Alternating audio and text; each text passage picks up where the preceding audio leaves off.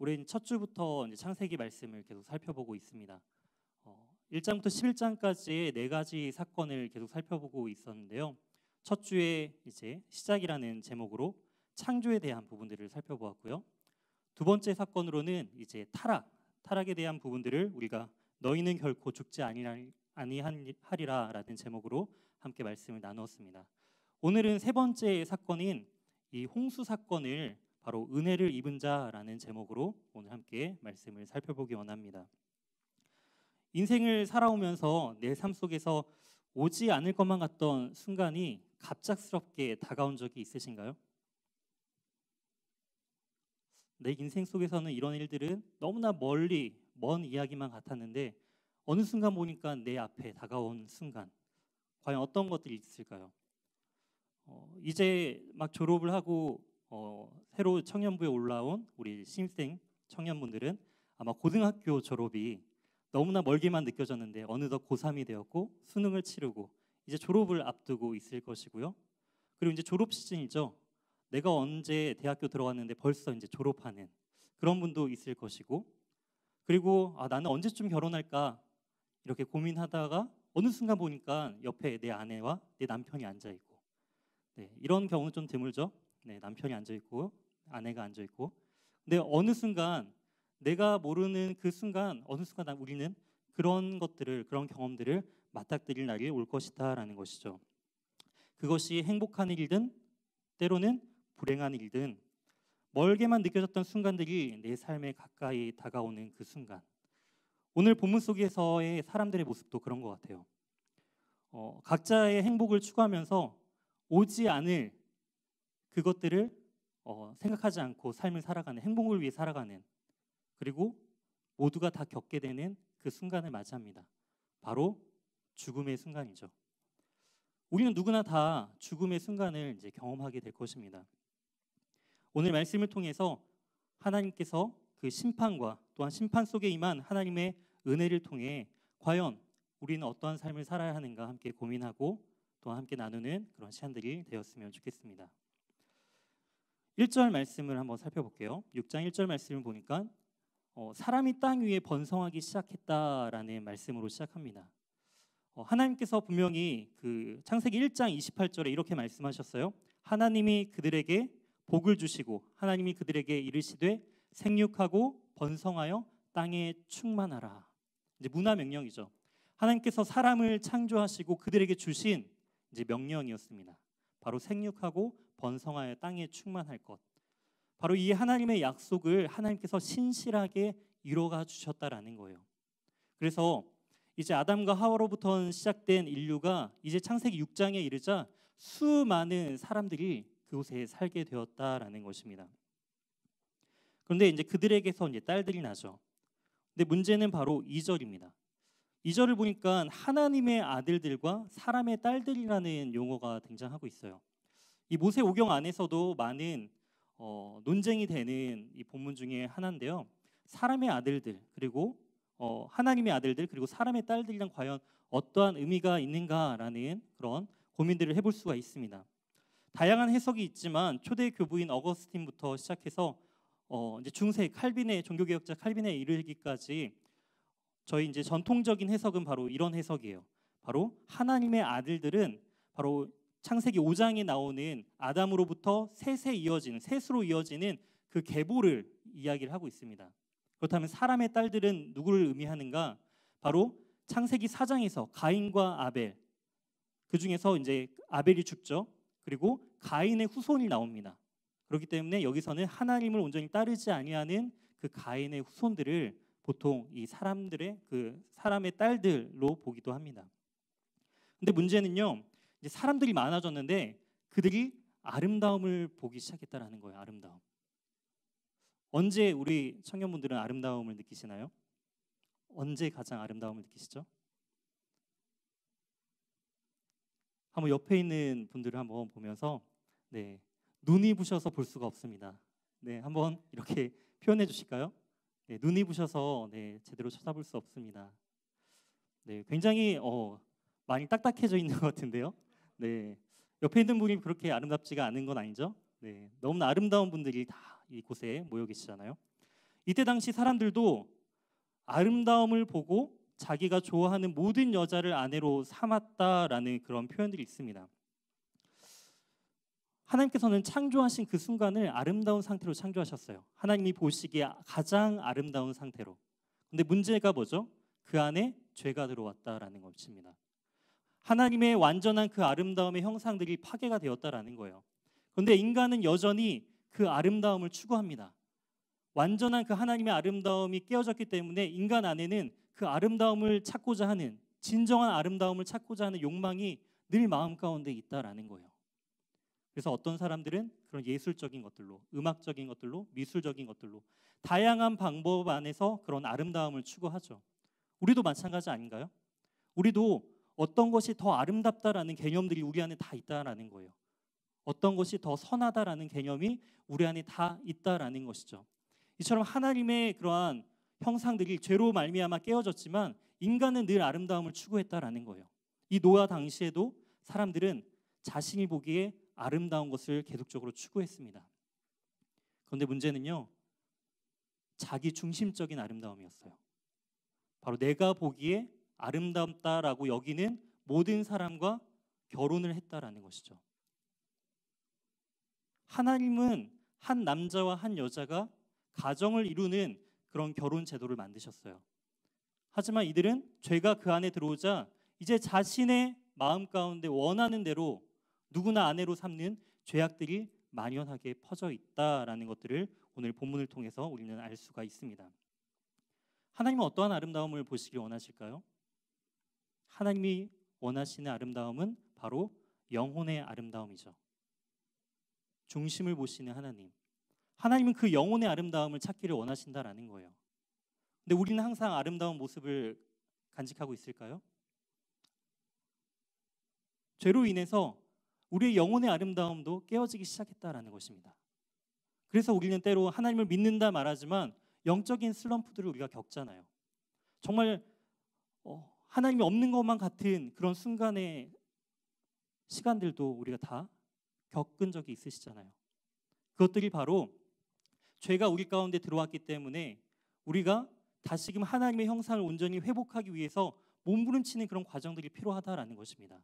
그리고 하나님은 그 영혼의 가장 아름다운 순간의 때에 바로 하나님께서는 그 영혼의 아름다운 사람과 교제하기를 원하신다라는 것이죠. 이처럼 하나님께서 원하시는 그 아름다움의 모습이 아닌 사람들은 지금 자신이 원하는 그 아름다움 가운데 만족하며 행복해하는 그런 모습을 우리가 볼 수가 있습니다. 그때 하나님은 3절에 이렇게 말씀하고 계세요. 여호와께서 이르시되 나의 영이 영원히 사람과 함께하지 아니하리니. 하나님께서 말씀하신 나의 영, 바로 성령님을 가리킵니다. 성령님께서 더 이상 이들과 함께하지 않겠다. 이 죄악 가운데 만연한 이들과 이제 함께하지 않겠다라는 선포를 하세요. 성령께서 떠나신다라는 것은 과연 어떠한 의미가 있을까요?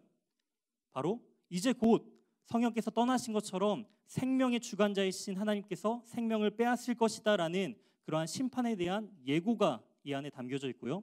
또 하나는 어떤 것이냐면은 바로 창세기 2절을 보면 1장 2절을 보면은 이제 혼돈과 공허 가운데 그 성령께서 수면 위를 운행하시는 모습을 볼 수 있습니다.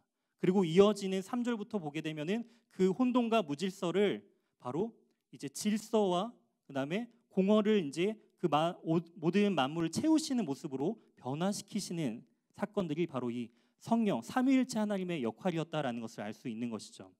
이 말은 무슨 말이냐? 성령께서 계셔야지만 그 안에 질서가 유지되고 성령께서 계셔야지만 그 혼돈과 무질서의 상태에서 하나님께서 그 혼돈을 억제하신다라는 거예요. 그런데 그 억제하는 역할을 하시는 성령님이 떠나게 되면 죄가 그 안에 더 만연하게 된다라는 거예요.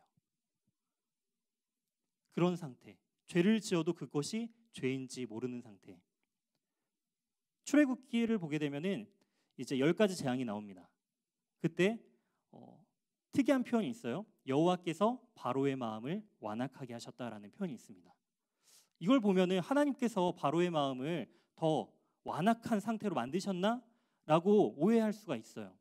하지만 바로의 마음은 이미 완악해져 있는 상태인 거예요. 그 가운데 하나님께서 그의 마음을 지켜주셔서 최소한의 그 벗어날 죄에 대한 확장을 억제시켜주고 계셨다라는 거예요. 하지만 여호와께서 바로를 떠나시자 그 바로의 마음이 더욱더 완악해지는 모습들을 볼 수가 있는 것이죠.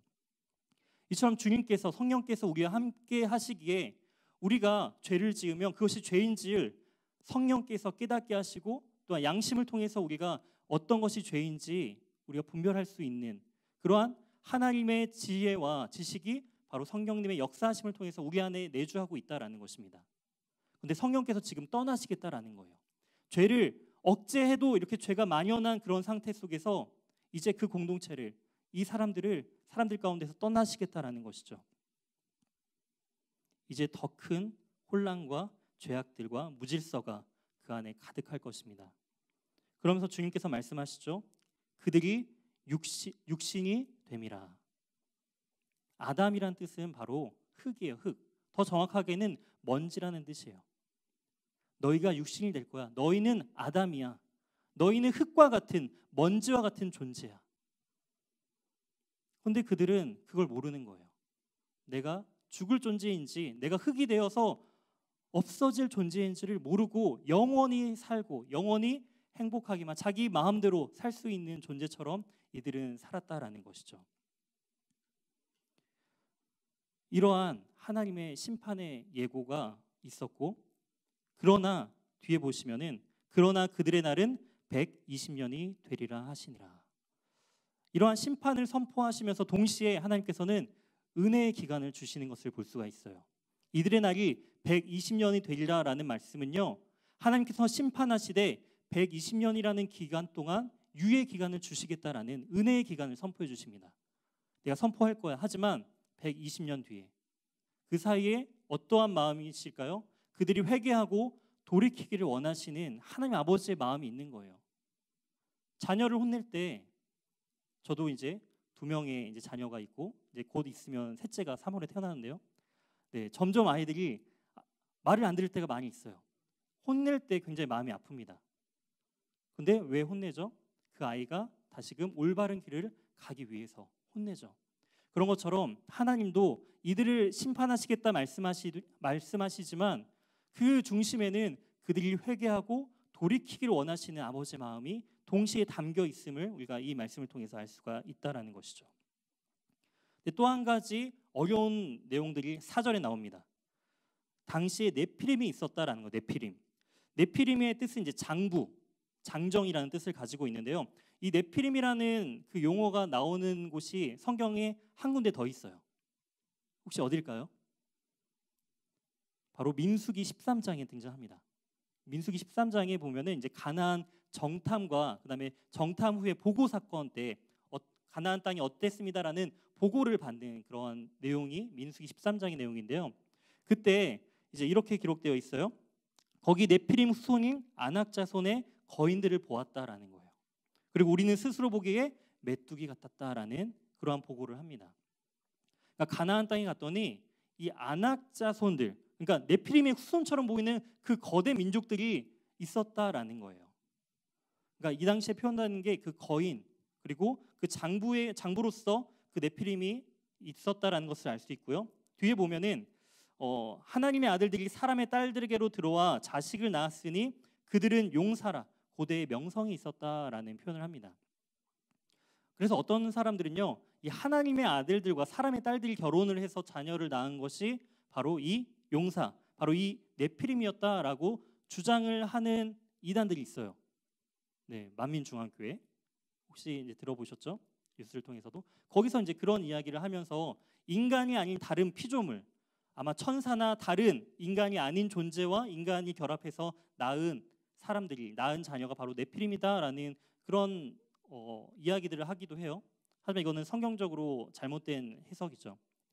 이처럼 이 뜻은 뭐냐면은 당시에 용사와 명성 있는 자들이 있었다라는 거예요. 핵심은. 근데 용사 그리고 명성이 있다라는 개념은 어떤 개념이 있느냐? 용사가 되기 위해서는 전쟁이 필수적으로 있었다라는 것이죠.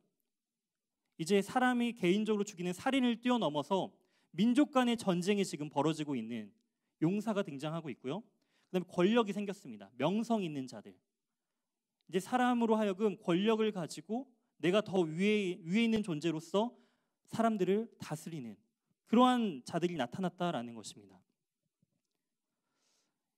하나님의 통치 가운데 하나님이 주인 되시고 하나님께 모든 것들을 맡겨야 하는 인간들이 자기들이 스스로 신이 되어서 다스리기 시작했다라는 거예요. 누구의 생명을 좌지우지할 수 있고, 이러한 죄악됨들이 만연한 모습들이 바로 이 본문을 통해서, 이 4절 말씀을 통해서 죄악됨들이 얼마나 더 확장되고 있는지를 우리에게 보여주고 있는 것을 알 수가 있습니다. 그것에 대한 하나님의 평가가 5절에 나타나는 것이죠. 여호와께서 사람의 죄악이 세상에 가득함과 그의 마음으로 세상에 가득함과 그의 마음으로 생각하는 모든 계획이 항상 악할 뿐임을 보셨다라는 것이죠. 중심을 아시는 그 하나님은요, 인간의 모든 계획과 모든 하는 행동들이 다 악하다라는 그러한 평가를 하고 계십니다. 이 말은 인간 스스로에게는 어떠한 선도 발견할 수 없는 철저한 타락의 단계에 머물러 있는 그런 모습들을 지금 이야기해주고 있는 것이죠. 그리고 주님께서는 6절과 7절 말씀, 땅 위에 사람을 지으셨음을 한탄하시고 마음에 근심하셨다라는 표현을 합니다. 한탄하시고 근심하신 표현. 과연 하나님은 모든 걸 아시고 모든 것을 다 주관하시는 분이신데, 근데 후회하셨다, 한탄하셨다. 과연 이러한 의미는 과연 무슨 의미가 있을까요? 하나님도 실수를 하는구나. 하나님 그거 봐요, 후회하시죠? 그런 의미로서 지금 이야기하는 것이 아니라, 지금 이 성경의 기자는요, 하나님의 그 마음을 사람의 감정과 사람의 표현으로 지금 하고 있는 거예요. 하나님은 너무나 크시고 위대하신 분이기 때문에 하나님을 우리의 언어로, 우리의 글로, 말로 담을 수 없는 분이세요. 하지만 그 하나님의 마음을 표현하기 위해서 이 성경의 기자는 인간의 그 마음을 담아서 하나님의 마음을 지금 표현하고 있다는 것입니다. 바로 한탄과 근심의 마음. 그때 7절에 하나님께서 이렇게 말씀하세요. 내가 창조한 사람을, 그러니까 하나님께서 인간을 창조하셨다라는 그 사실을 인간은 잊고 살고 있었다라는 거예요. 하나님은 창조주시고 인간은 피조물이다라는 사실, 그것을 잊지 말아야 하는데 인간은 그 사실을 잊어버린 것이죠. 자신이 창조주인 것처럼, 자신이 신인 것처럼, 자신의 행복을 위해서라면 모든 것이 다 가능한 상태, 그 가운데 머무는 인간의 수많은 죄악됨들, 그 모습을 지금 보시고 하나님께서 지면에서 쓸어버리되 사람으로부터 가축과 기는 것과 공중의 새까지 그리하리라. 사람뿐만이 아니에요. 가축과 기는 것, 공중의 새까지, 호흡, 땅에 호흡이 있는 모든 만물을 지금 물로써 심판하시겠다라는 이야기를 하십니다. 인간이 죄를 지었는데 왜 다른 피조물이 같이 심판을 받을까요? 하나님께서는 인간을 하나님의 대리자로서 복을 주시면서 생육하고 번성하여 땅에 충만하라, 땅을 정복하라, 바다의 물고기와 하늘의 새와 땅에 움직이는 모든 것들을 다스리라고 말씀하셨죠. 근데 그러한 하나님의 대리자로서 그 역할들을 온전히 감당하지 못하자 인간의 영향력 아래 놓여 있는 이 피조물까지도 같이 심판을 받는 모습을 볼 수가 있다라는 거예요. 정말 무서운 말씀이죠. 나만 심판받는 게 아니라 공동체적으로 우주적인 심판을 같이 받는다라는 거예요. 죄에 대한 영향력이 이만큼 커지고 있다라는 것을 알 수 있습니다. 하와가 그 선악을 알게 하는 나무 열매를 아담에게 주었어요. 그리고 그들이 낳은 자식들, 죄가 점점 확장되죠. 가인이 아벨을 죽이기 시작했어요. 가정이 파괴됐죠. 살인이 벌어졌죠.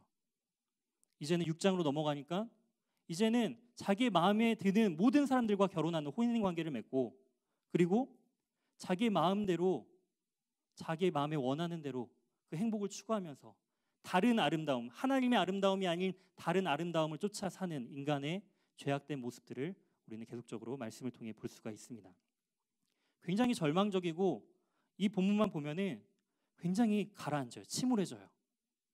그렇잖아요. 계속적으로 심판에 대한 이야기, 죄에 대한 이야기를 계속적으로 하니까 이런 부분들에 있어서 희망을 발견할 수가 없습니다.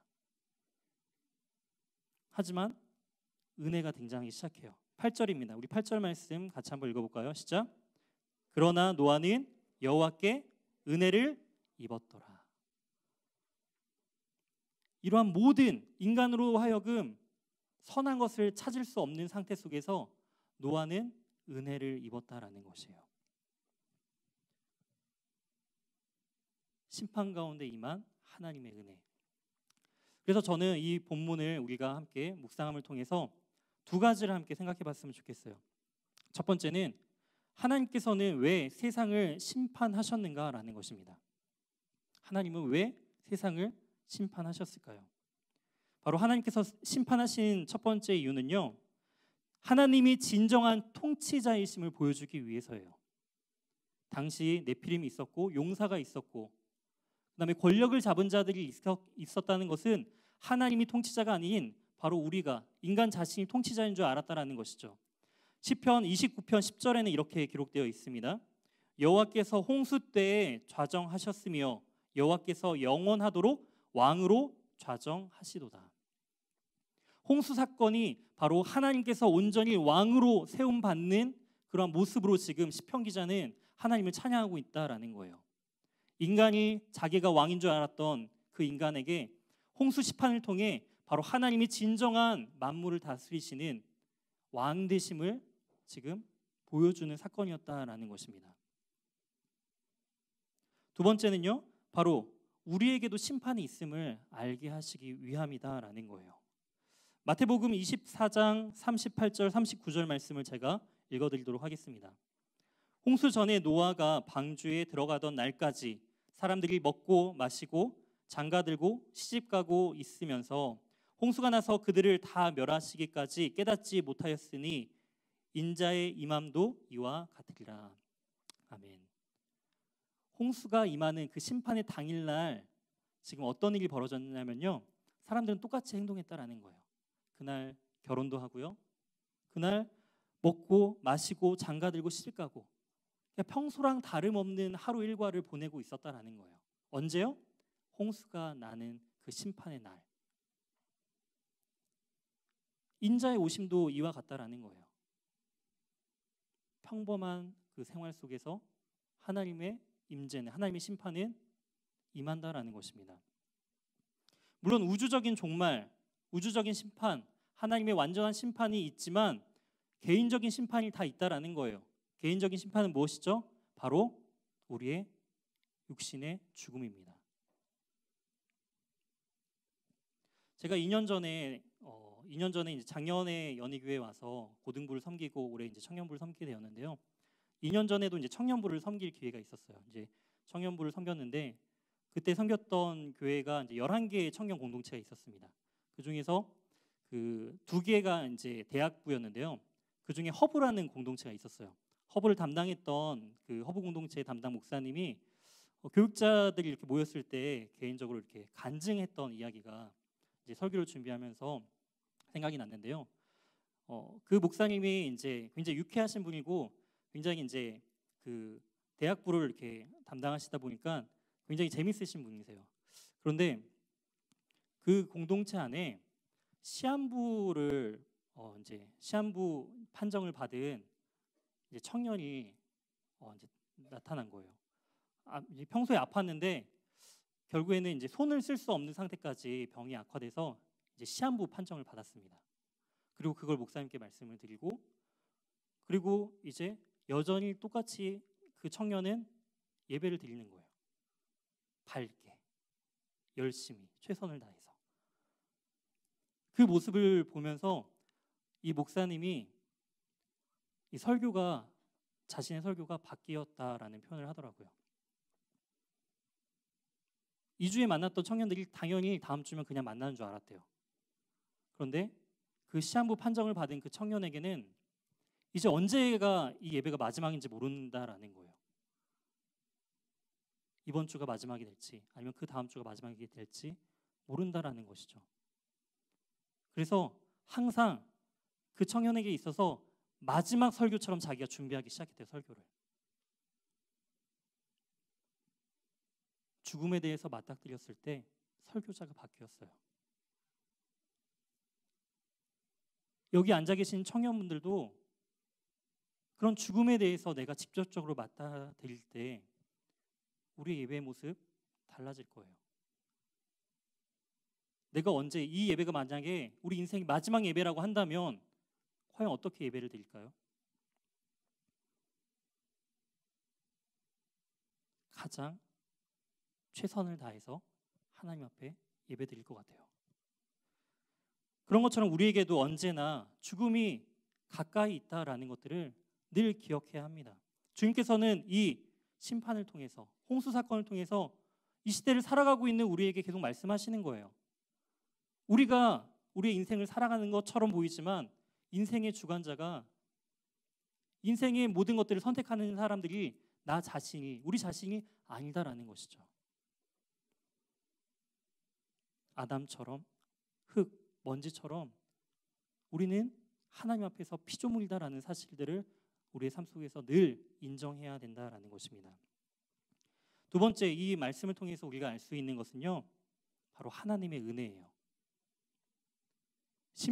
하나님께서 심판을 선포하셨지만 그 가운데 하나님의 은혜가 항상 같이 담겨져 있다라는 것입니다. 어떤 은혜가 담겨져 있을까요? 분명히 하나님께서는 3절 말씀, 오늘 본문 3절 말씀에 영원히 사람과 함께하지 않겠다라고 말씀하셨어요. 도저히 내가 너희들과 함께할 수 없다. 너희가 죄 가운데 만연한 상태로 내가 버려두겠다, 유기하겠다. 그런 마음으로 하나님께서는 그들을 포기하셨던 것처럼 보였어요. 하지만 우리 창세기 8장 1절 말씀 한번 같이 읽어보도록 하겠습니다. 창세기 8장 1절 시작. 하나님이 노아와 그와 함께 방주에 있는 모든 들짐승들과 가축을 기억하사 하나님이 바람을 땅 위에 불게 하심에 물이 줄어들었고. 기억하고 계셨다라는 거예요. 떠난 것처럼 보였지만 주님께서는 이 방주 안에 있는 자들을, 그 동물들과 짐승들을 기억하고요. 또한 바람이 물을 점점 줄여들고 있게 한다라는 거예요. 심판이 점점점 사그라드는 모습을 볼 수 있습니다. 성경에서는요, 이 성령을 표현할 때 불, 기름, 바람 등, 그리고 세미한 음성 등 다양하게 설명을 하고 있어요.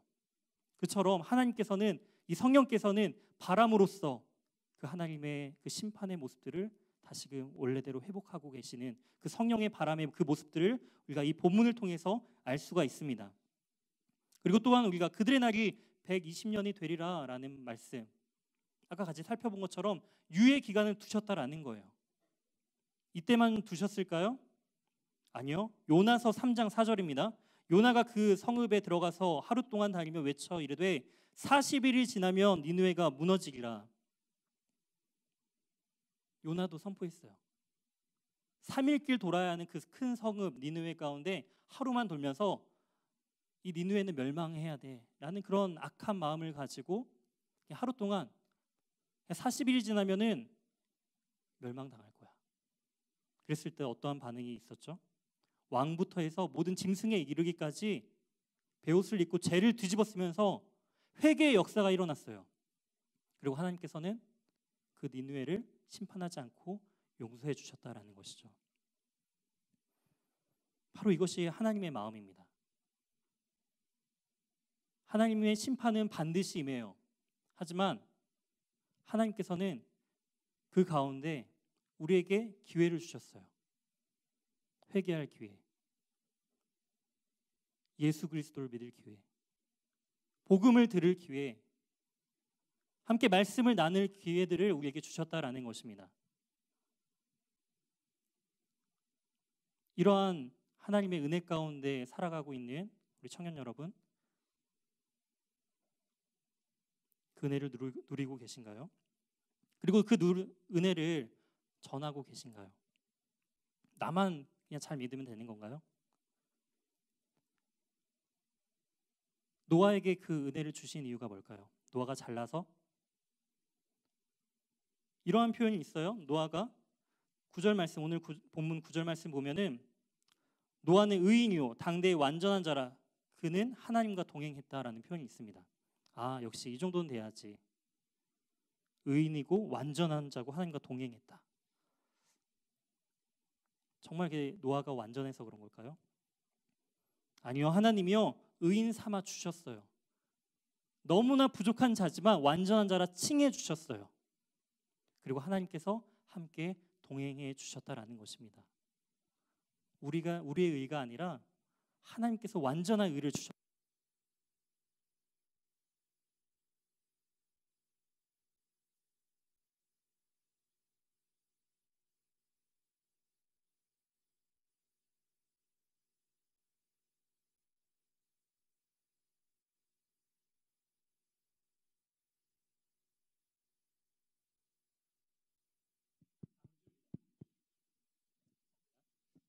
방주의 은혜를 주셨어요. 하나님께서 심판하시면서 그 노아에게 방주를 만들라고 하시잖아요. 방주가 뭐가 은혜일까요? 방주는 그 히브리어로 테바라고 이제 용어가 사용되는데요. 테바. 이게 같은 단어가 출애굽기에 한번 딱 등장해요. 바로 갈대 상자입니다. 이 방주와 이 창세기 6장에 나오는 이 방주와 출애굽기 2장에 나오는 그 갈대 상자가 같은 단어예요. 방주는 굉장히 크고 갈대 상자는 굉장히 작잖아요. 크고 작음의 문제가 아니다라는 것입니다. 방주 그리고 이 갈대 상자에는요 배를 움직일 수 있는 키가 없어요. 방향 키가 없어요. 그냥 흘러가는 대로 하나님께서 이끄시고 움직이시고 보호하는 대로 그냥 있는 거예요. 근데 하나님께서 어떻게 하시죠? 기억하시고 보호해 주셨다라는 것입니다. 주님의 그 은혜 가운데 거하는 자들을 주님께서는 지켜주시겠다라는 거예요.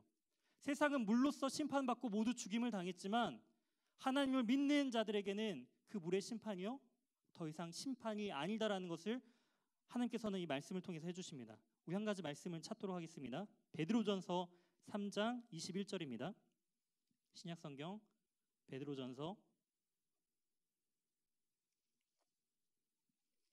3장 21절 신약성경 381페이지 베드로전서 3장 21절 말씀 다 찾으셨으면 우리 한 목소리를 함께 읽도록 하겠습니다. 시작.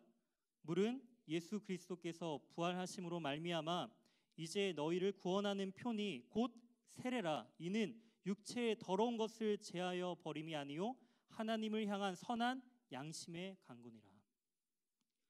지금 베드로는 이 방주의 사건들, 홍수의 사건들을 이야기하면서 믿는 자들에게 임한 그 물의 심판은요 바로 세례 사건과 연결시킵니다. 바로 하나님의 그 복음 가운데 죽었어야만 했던 존재들이 주님과 함께 다시 살아난 그 세례 사건과 연결시켜주고 있다라는 거예요. 그렇기 때문에 더 이상 우리 예수 그리스도를 믿는 우리에게는 심판이요 두려운 존재가 아니에요. 심판은요 하나님을 믿지 않는 자들에게는 심판이겠지만 하나님을 따르고 믿고 하나님의 자녀들에게는 심판이 아닌 하나님과 연합하는 완전한 은혜의 자리다라는 것들을 우리는 기억해야 합니다.